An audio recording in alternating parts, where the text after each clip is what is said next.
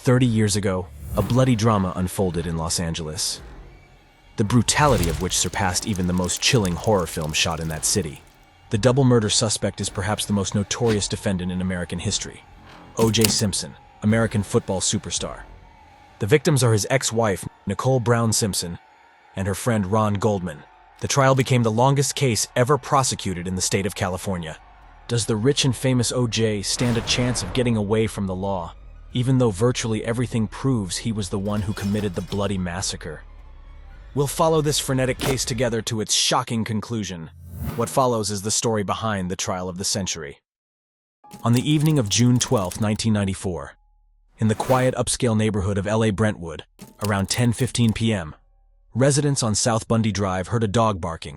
Neighbors come to check on what's going on, and the dog leads them to the dark, tree-shaded alley leading to the house. At the bottom, they spot the silhouette of a body lying on the front steps. The victim is Nicole Brown Simpson, owner of the house and ex-wife of sports legend OJ Simpson. To her right, a man's lifeless body lies behind a bush. A short time later, it is revealed to be 25-year-old Ronald Lyle Goldman. Inside the house, they find Nicole and OJ's two children, ages 9 and 6, asleep deep in their beds. Upon initial inspection, they notice several items next to the man's body: a dark blue knit cap, a blood-stained white letter envelope with glasses in it, and a blood-stained left leather glove lying under a bush a few inches from Nicole's body. A trail of bloody footsteps can be seen leading from the bodies to the back of the house, as well as a trail of blood droplets. Officers are ordered to locate OJ Simpson to collect his children. As the victim's ex-husband, OJ Simpson has been a potential suspect from the beginning, but because there is no direct evidence against him at the scene, he is not yet a prime suspect. Police go to his home, where they find a white Ford parked outside the gates. They find a bloodstain near the driver's door handle. Because no one answers the door at Simpson's home, the officers climb over the stone wall and unlock the gate from the inside. They ring and bang on the front door, but again get no answer. They go around the house and find 3 bungalows at the back.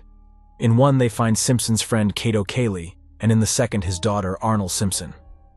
Kato Cayley tells them that he and OJ had gone to McDonald's in Santa Monica the night before, and returned to the house later that evening. He had gone back to his bungalow and Simpson to the house. About 10:45 p.m., Kato heard a loud noise in the rear of the building. Outside the gate, he saw a limousine ordered by OJ. The latter left the house and drove the limousine to the airport to catch a flight to Chicago, where he was at the time. The police contacted him and told him that his wife had been murdered. He sounds shocked by the news, but asks no questions regarding the details of the murder. He says he'll catch the first available flight back to Los Angeles. The detectives rush to break the news to Nicole's family before they learn it from the media. They hear her sister screaming into the receiver, "OJ did it! OJ killed her!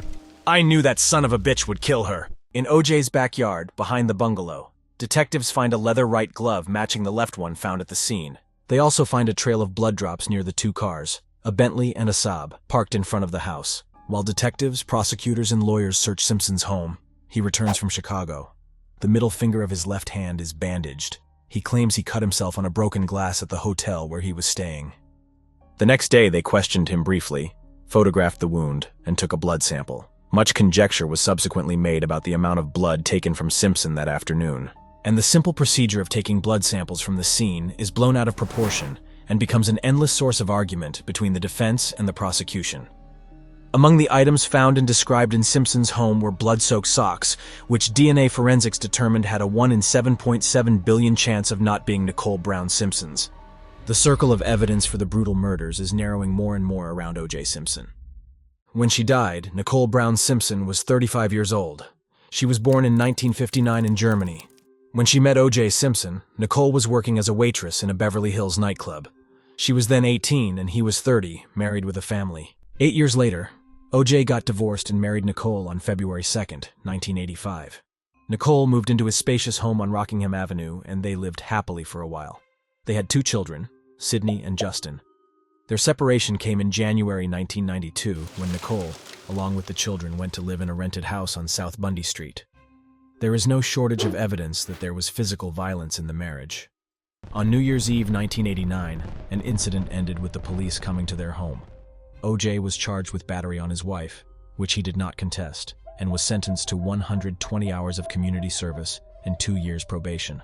On October 25, 1993, The two were already divorced, but Nicole called the police again. The dispatcher heard a man yelling unintelligibly in the background. 911 emergency. Can you get someone over here now to 325 Gretna Green? He's back. Okay, what does he look like? He's OJ Simpson. Wait a minute, we're sending the police. What is he doing? Is he threatening you? I'm going nuts. Okay, just stay on the line. I don't want to stay on the line. I'm going to beat the Wait a minute, just stay on the line so we can know what's going on until the police get there, okay? Okay, the kids are sleeping. When OJ freaks out like that, I die of fright. He gets like an animal. His eyes go dark. They get cold. Like an animal's, Nicole tells police. Police officer John Edwards, who went to the scene after her call, told the trial how the badly beaten Nicole had jumped out of the bushes and grabbed him, screaming, "He's going to kill me! He's going to kill me!" Nicole said that this was the 8th time she had called the police to save her from a beating. According to Nicole's diary, the domestic violence began sometime in 1977, and when the murder trial began in 1995, the prosecution already had a list of 62 incidents of a physical and mental abuse. Her mother told detectives that a month before the murders, her daughter had repeated Simpson's words to her, "If I ever see you with another man, I will kill you." On the afternoon of the day of the murders, Nicole and her children, accompanied by her parents and several friends, attend a dance performance at her daughter Sydney's school. OJ Simpson is also there, but sits apart and does not interact with them. Then, at about 7 p.m., Nicole and her company go to dinner at Mezzaluna Italian restaurant, where she introduces them to the waiter, Ron Goldman, a friend of hers.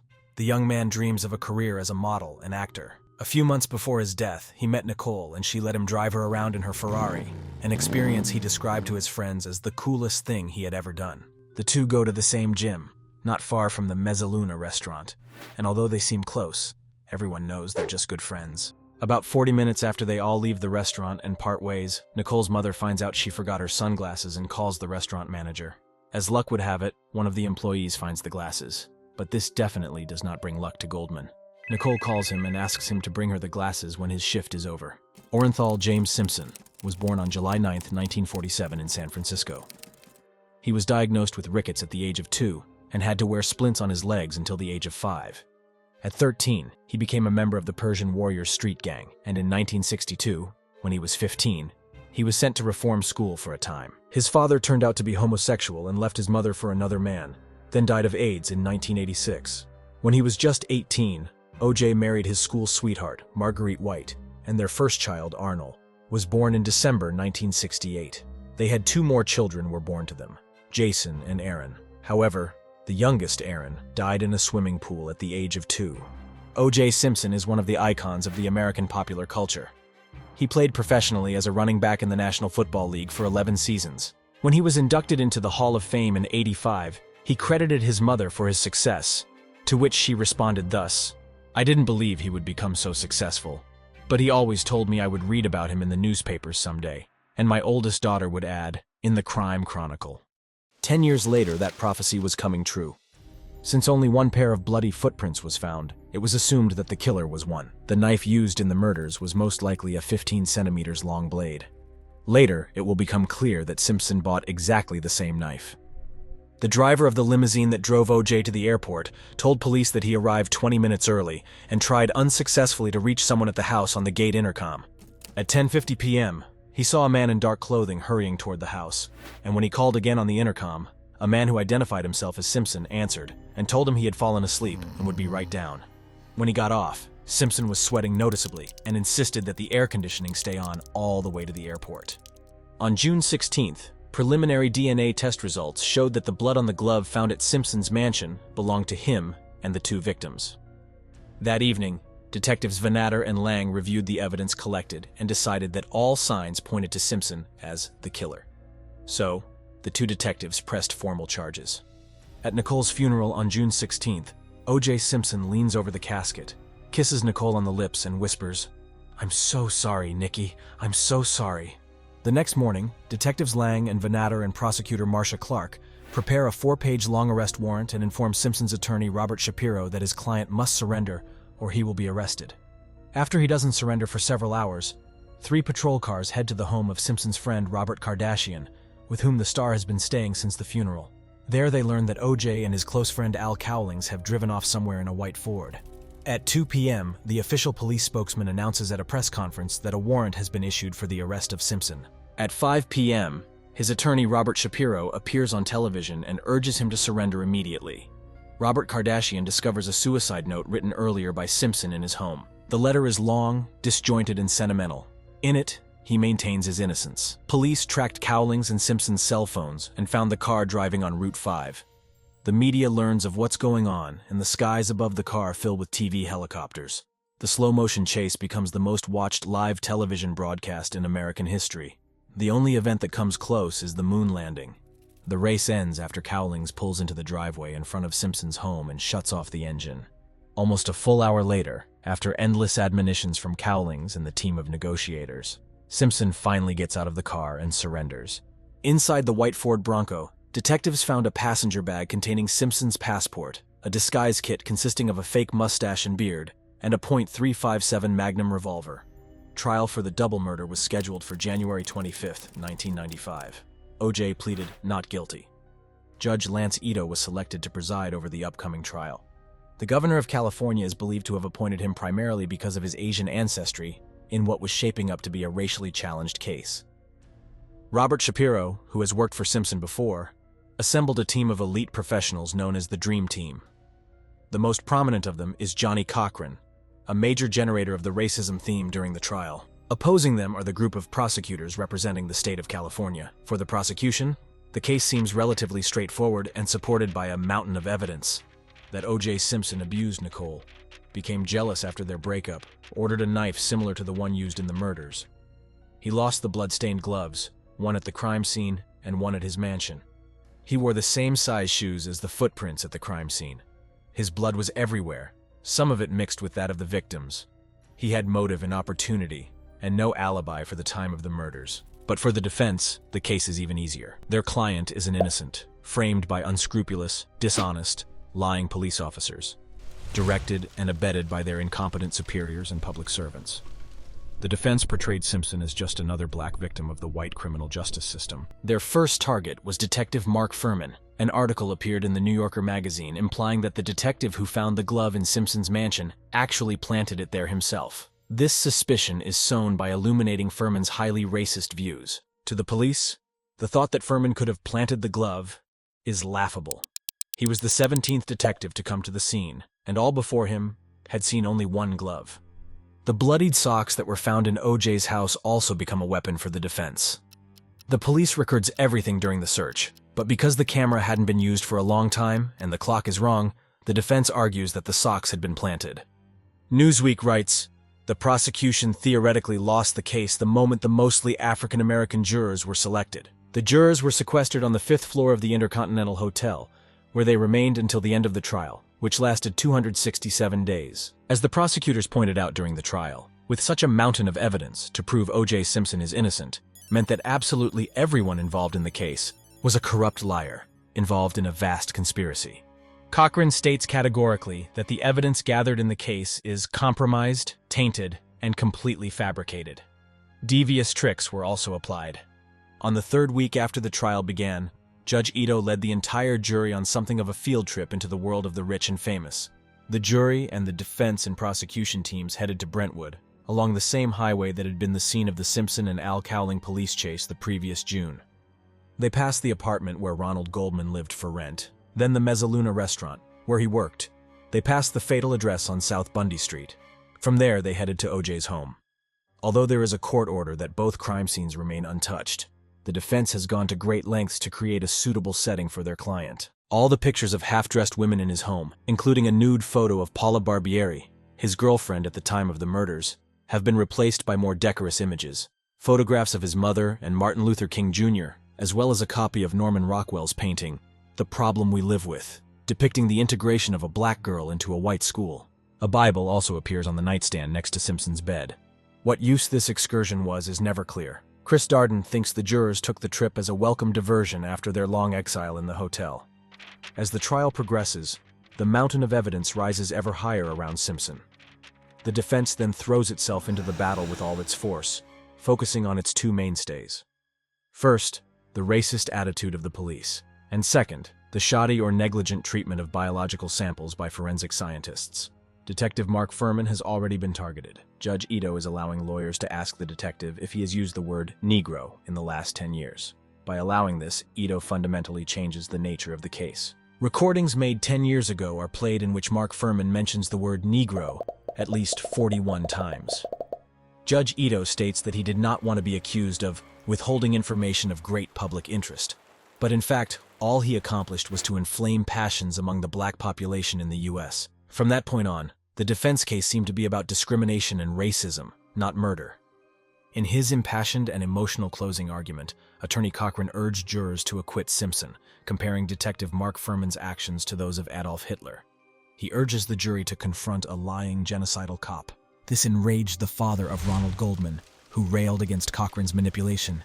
He's arguing that racism is the most important thing to listen to, and that because of racism, we should put aside all other thoughts and arguments and let his murderer client go free.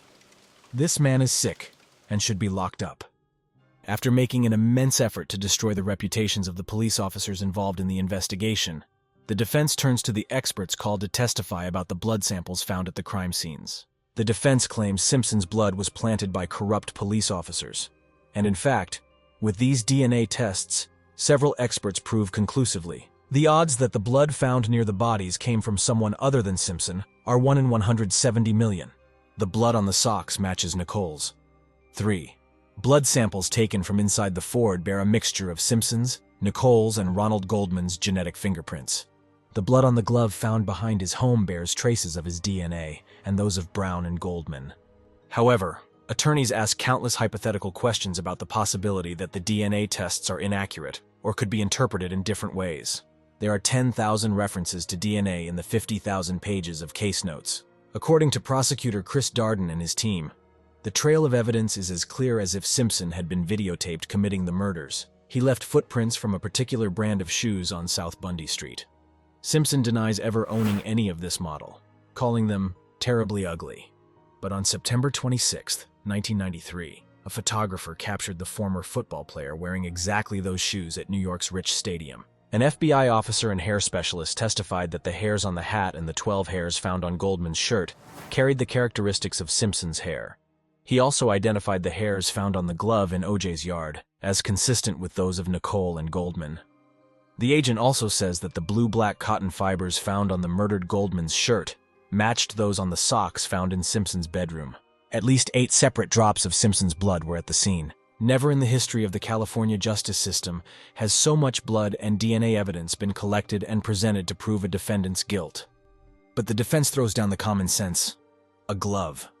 Of all the physical evidence collected that day, the gloves are perhaps the most significant. There is great irony in the fact that they were a gift to Simpson from his wife, Nicole.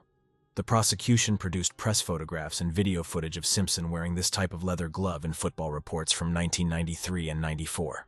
3 other pairs of gloves of the same size were found among his belongings. Instead of waiting for the defense to think of this first, Prosecutor Darden decided to do a demonstration where OJ could try them on himself. Attorney Cochran, however, insists that his client should put on latex gloves and then try the leather ones on. The TV cameras in court capture Simpson struggling with the gloves and saying, "They're too tight." A former vice president of the company that manufactured the gloves testified that moisture from the blood could cause the gloves to shrink. Later in the trial, Simpson was measured again, this time for brand new gloves that fit him perfectly. However, the phrase from Cochran's final speech to the jury remains legendary. "You will always remember those gloves," he said. How Darden made him try them and they didn't fit. Whatever they do, they can't change that. The accusation would have done everything to change that fact. But if it doesn't fit, you must acquit. It doesn't fit. If it doesn't fit, you must acquit. In the late afternoon of September 29th, Judge Ito announced that the jury would begin deliberations for its final decision on October 2nd. On the appointed day, in barely 5 hours, the jury announces that it has reached a unanimous verdict. In just 5 hours, they made a decision for a case that has been pending for 9 whole months. Judge Ito orders the decision to be heard the next morning at 10 o'clock. On the day of the verdict, news helicopters circle over the courthouse, police cars surround the streets of Los Angeles, and barricades block traffic in front of the courthouse. Hundreds of police officers are patrolling the streets. The president, Bill Clinton, has been informed that the authorities may need his help in California. At 9:45 a.m., the courtroom is packed. Absolute silence reigns as jurors take their seats. The judge opens the deliberations and asks the jury foreman to relay his decision to the clerk. Verdict forms, please. Yes, Your Honor. All right, would you give those to Deputy Trower? All right, Mr. Simpson, would you please stand and face the jury? Mrs. Robertson. Superior Court of California, County of Los Angeles, in the matter of the people of the state of California versus Orenthal James Simpson, case number BA097211. We, the jury, in the above entitled action, find the defendant Orenthal James Simpson not guilty of the crime of murder in violation of Penal Code Section 187A, a felony upon Nicole Brown Simpson, a human being, as charged in count 1 of the information. Most of Black America cheers while the other half fall into despair. This unprecedented American media circus becomes important news for the rest of the world. The criminal trial sees its end, but the law is not yet done with Orenthal James Simpson. A year later, a civil lawsuit filed against him by relatives for the murdered Ronald Lyle Goldman and Nicole Brown Simpson begins. On February 4, 1997, the jury awarded $8.5 million in damages to the Goldmans and an additional $25 million to be divided among Nicole and Fred Goldman's children. However, the money was never paid. Simpson's attorney, Robert Baker, stated in court that his client was bankrupt and had debts of $856,157 when his fortune was previously estimated at $10 million. OJ, however, continues to live his life thanks to his $4 million pension fund accumulated during his football years. That fund brings him more than $20,000 every month, and the court can't touch it. Simpson moved to Kendall, Florida, to a house worth $1.5 million. After the civil suit, Nicole's parents launched a bitter court battle for custody of their daughter's children, which they lost in 2000. OJ's relocation was a shrewdly thought-out move. Under California law, any money he earned in the future could be forfeited to pay off the damages awarded. But in Florida, the laws are different. As he tells reporters, "They can't touch my money here, and hell would freeze over before I'd give them a dime." In 2006, HarperCollins Publishing announced that it would publish a book in which OJ Simpson hypothetically recounts how he would commit the murders. Curiously, the supposedly fictional story, titled If I Did It, also features a character named Charlie, a sort of alter ego or imaginary friend of OJ's who accompanies him in committing the crime. Why don't you tell me what might have happened on the night of June 12th, 1994? And let's just walk through the night. Well, first of all, this is very difficult for me to do this. It was very difficult for me because it's hypothetical. And I remember I grabbed a knife. I do remember that portion, taking a knife from Charlie. And to be honest, after that, I don't remember, except I'm standing there and there's all kind of stuff around and What kind of stuff? blood and stuff around. I hate to say this, but this is hypothetical. I'm sorry. Right. I know we got to back up again. Right. That's okay. I'm going to back up. This is hard. This is hard. I know. I want to back up hard to try to make people think that I'm. I know. In response to public outrage that Simpson would profit from his crimes, the publisher canceled publication of the book. The court awarded the rights to the manuscript to the Goldman family to partially satisfy the unpaid damages in the civil suit. And when everyone thinks that OJ has settled down, he again makes himself known, but not in that great of a scale this time. 13 years after he was acquitted in the double murder case, he was sentenced to 33 years in prison for armed robbery. It was a 2007 incident at the Palace Station Hotel Casino in Las Vegas.